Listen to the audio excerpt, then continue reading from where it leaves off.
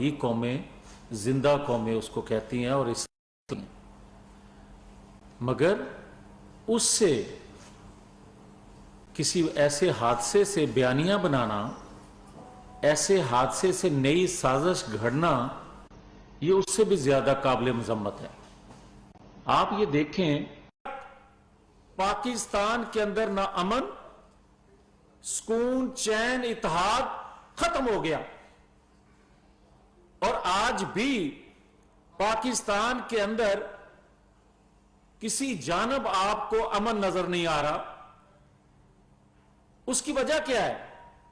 आप ये देखें, और मैं खास तौर पर जो कौमी हुकूमत की लीडरशिप है, मैंने गुजारिश की है कि आप देखें कि अगर अदारों को, रियासती अदारों के खिलाफ शहबाज गिल और आजम सवाती बोलें तो पाकिस्तान के अंदर एक तूफान बर्पा हो जाता है। और फिर जिस तरह फौरी तौर पर उनको रिलीफ मिल जाता है, दोस्त मोहम्मद मजारी, साबिक डिप्टी स्पीकर, इनके इंतकाम की भीड़ चढ़े, अभी तक पंजाब हुकूमत की कस्टडी में है। किसी ने जिक्र किया उसका? कोई तूफान उठा? अगर एक पार्लियामेंटेरियन आजम सवाती पर तूफान उठ सकता है जो अदारों के खिलाफ बोलता है, और एक शख्स जो किसी की जाती इना की भीड़ चढ़ जाता है, उसको तो अभी तक कोई रिलीफ नहीं मिला। उसको तो कोई आज तक यह नहीं कह रहा कि बड़ा जुल्म है, बल्कि किसी के ज़हन में भी नहीं है कि दोस्त मोहम्मद मजारी कौन है, पकड़ा गया या नहीं पकड़ा गया। मगर सबसे बड़ी चीज जो सोचने वाली है वो ये है कि परसों तरसों का जो वाकया है, वाकया काबिल मजम्मत, काबिल अफसोस है। जिस किसी ने ऐसी सोच रखी, मंसूबाबंदी की, अल्लाह उसका बेड़ा गर्क करे, वो तबाह बर्बाद हो जाए जिसने मंसूबाबंदी की। मगर इससे बड़ा जुल्म यह है कि जो झूठा इल्जाम किसी पर लगाए वो हिदायत के काबिल नहीं रह गया। फिर झूठा इल्जाम लगाने बाद, मैं कल एक बात कर रहा था तो मुझे लोगों ने कहा कि आप उसकी हिदायत की बात कर रहे हो, हिदायत की नहीं। अगर आप ये बात करते हो कि जिसने मंसूबाबंदी की उसका बेड़ा गर्क हो, तो जिसने झूठा इल्जाम लगाया फिर उसका भी बेड़ा गर्क हो। फिर बात यह है कि आज ये कहता है कि जनाब 4 गोलियां लगी, 4 गोलियां टांग पर लगी हैं या नहीं, मगर इसके जहन पे 4, इसके दिमाग पर 4 जख्म गोली की तरह लगे हैं। वो ये है कि पाकिस्तान के चारों सतून को, अदारों को जिस तरह यह तकसीम करने की मंसूबाबंदी कर रहा था, वो मंसूबाबंदी फेल हुई है। आज ये हैंडलर है कुछ लोगों का, जिनका है, उनसे कहलवाता है कि इमरान खान हमारी रेड लाइन है। तो फिर सुनो, 22 करोड़ अवाम की रेड लाइन रियासत है, पाकिस्तान की खुददारी है, पाकिस्तान की अंदर जो बसने वाले लोग हैं उनकी गैरत है, उनका दीन है, उनकी रवायात है, उनका आइन है, उनका कानून है। जो तुम अबूर करोगे तो किसी तौर बर्दाश्त नहीं करेंगे। मगर जो ये तू कहता है कि जनाब मैं एजेंसियों के अंदर और फौज के अंदर मेरे रवाबत हैं, यह सोचने वाली बात है, देखा जाना चाहिए। یہ بات اس طرح نظر انداز کرنے والی نہیں ہے کہ اگر آج بھی کوئی اس کو لائن دے رہا ہے تو پھر ریاست سے کھیل رہا ہے. اس کا اصل چہرہ باہر آ چکا. اور میں یہ کہوں گا کہ ثاقب نثار ہو یا جسٹس شوکت عزیز ہوں، ایک کنارہ وہ ہے، ایک انتہا وہ ہے. جسٹس شوکت صدیقی انصاف کے لیے کھڑا ہوتے ہیں تو ان کے بچوں کو اغوا تک کی دھمکیاں ملیں. جو سلوک ان کے ساتھ ہوا ان کو انصاف آج تک نہیں ملا. مگر جس ثاقب نثار نے انصاف کو یا انصاف دینے والے اداروں پر جو لوگوں کا عدم اعتماد ہوا، اس کے فیصلوں کی وجہ سے آج تک وہ آزاد پھر رہا ہے. اور جن کو کسی کی ڈیمانڈ خواہش پر نواز شریف کو ہٹایا گیا اور اس کو گرانے کے لیے جو منصوبہ بندی کی گئی، ہم نہیں کہتے آئینی اداروں سے کہ وہ کوئی ماورا آئین رول ادا کریں، مگر عدلیہ سمیت تمام اداروں کے علم میں ہے کہ نواز شریف کے ساتھ کیا ہوا.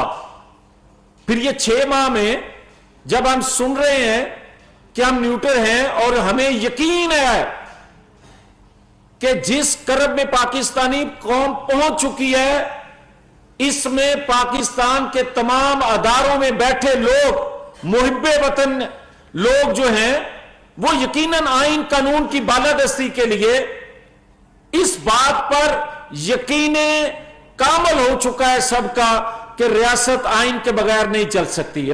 ریاست کسی کی خواہش ضد کی وجہ سے سفر جو کرتی آ رہی ہے، اب یہ ممکن نہیں رہ گیا. مگر اس شخص نے یہ ایک دفعہ بکنے والا بار بار بک رہا ہے. اس کو لایا گیا تھا کسی کا راستہ روکنے کے لیے. یہ بکا مہنگے داموں ان کے ہاتھوں جو سازش ریاست کے خلاف کرتے ہیں، ان قوتوں کے ہاتھوں بک گیا.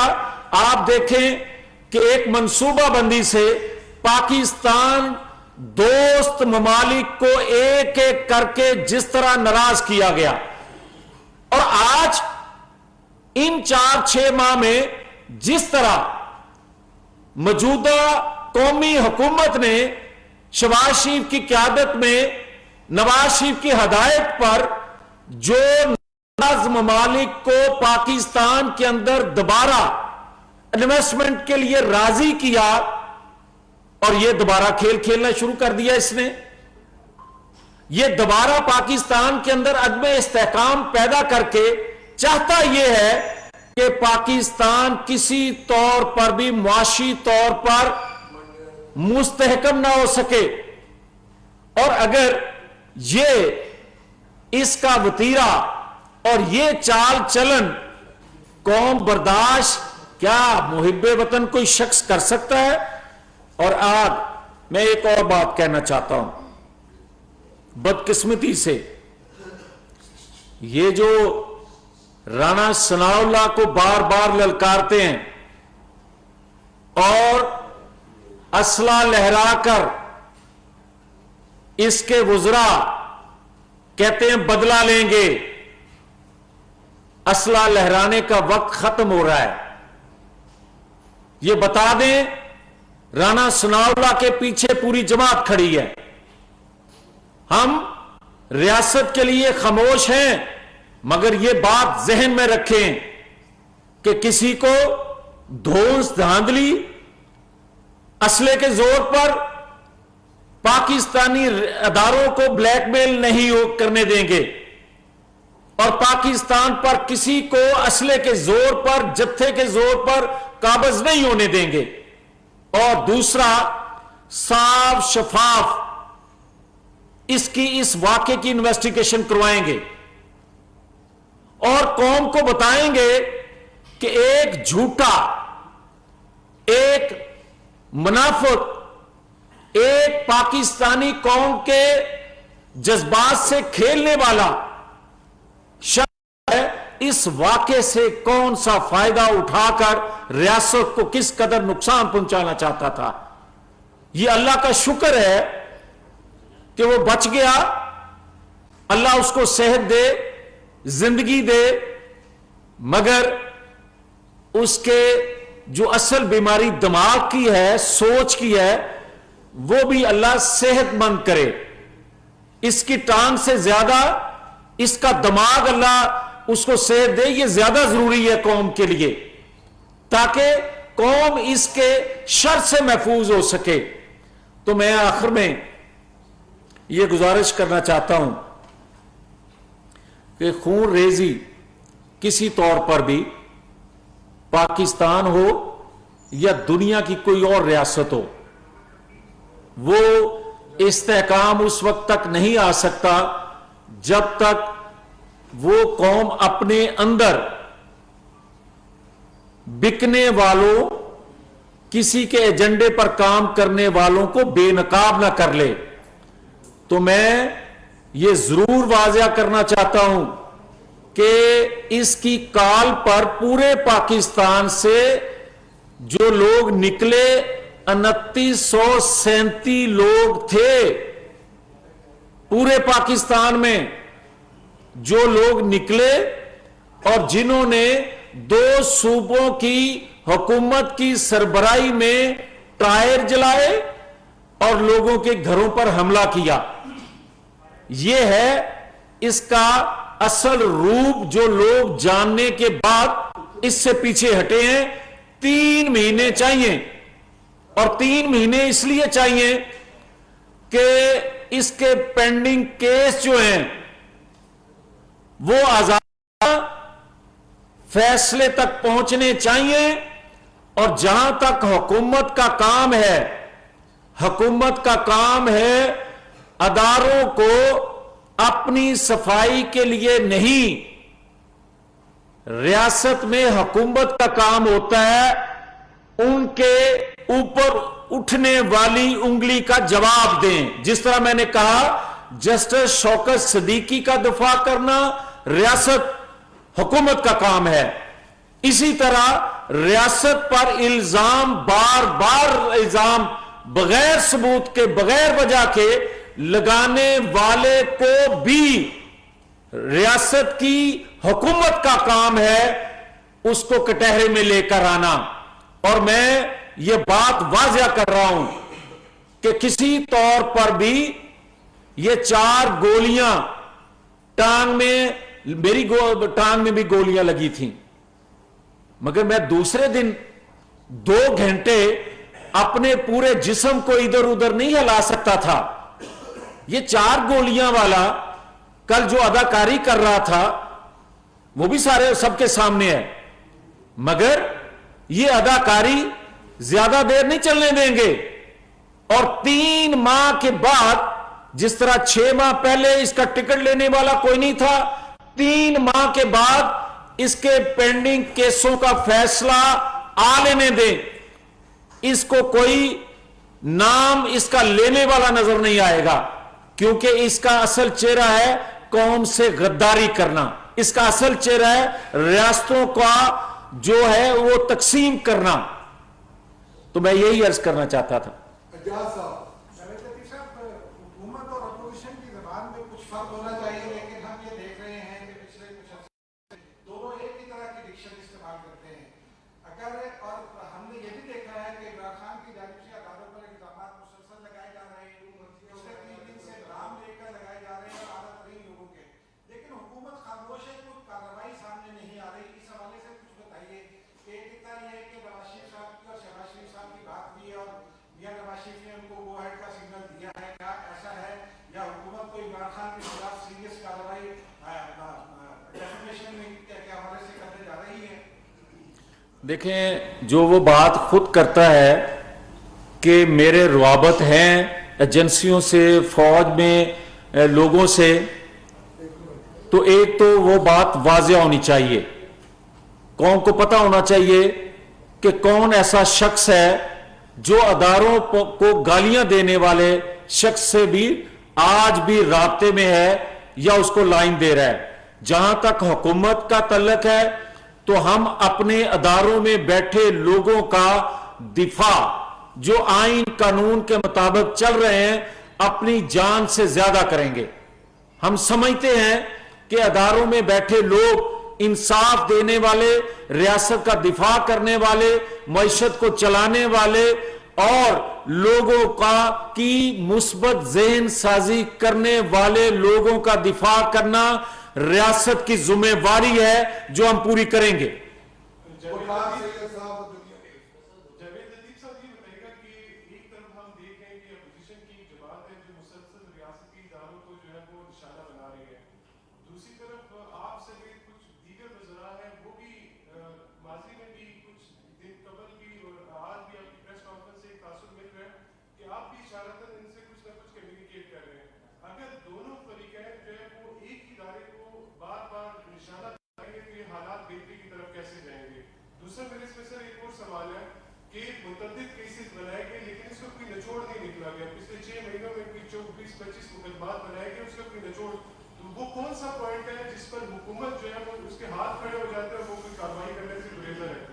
جو آپ کا سوال کا آخری حصہ ہے، پہلے میں وہ عرض کر لوں، میں نے کہا ہے کہ آپ دیکھیں کہ شہباز گل اور اعظم سواتی ریاستی اداروں کے متعلق کیا بولتے ہیں، کس طرح طوفان اٹھتا ہے، اور دوست محمد مزاری انتقام کا نشانہ بنتے ہیں تو اس کے لیے آواز نہیں اٹھتی، ان کو کس طرح ریلیف ملتا ہے، اور جو انتقام کا نشانہ بنتا ہے اس کو اپنے دادا کے جنازے پر جانے کی اجازت نہیں ملتی۔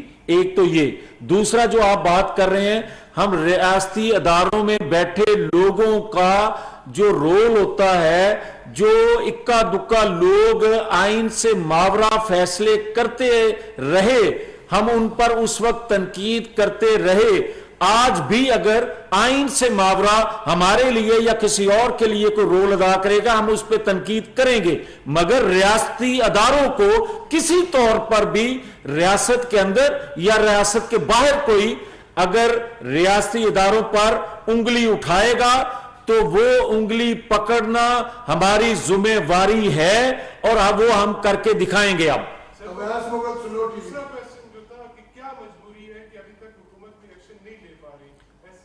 میں آپ کو بتا تو رہا ہوں، اگر آپ سمجھنا نہیں چاہتے تو وہ آپ کی مرضی ہے۔ میں آپ کو کہہ چکا کہ ایک طرف آپ اعظم سواتی کو دیکھیں اور دوسری طرف دوست محمد مزاری اور اس کے پینڈنگ کیسوں کو دیکھیں، آپ کو پتہ چل جائے گا۔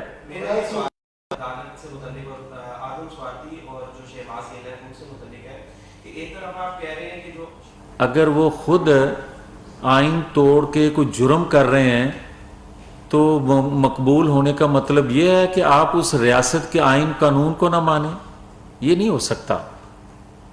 اگر کوئی چھوٹا چور بقول اس کے کہ پکڑا جاتا ہے تو بڑا چور پکڑا نہیں جاتا، گڑی چور بھی نہیں پکڑا جاتا، یہ چھوٹا چور ہے، اور 50 ارب کی جو ڈکیتی اس نے ماری ہے اس پہ بھی نہیں پکڑا جا رہا، تو پھر فیصلہ تو قوم کو کرنا ہے نا۔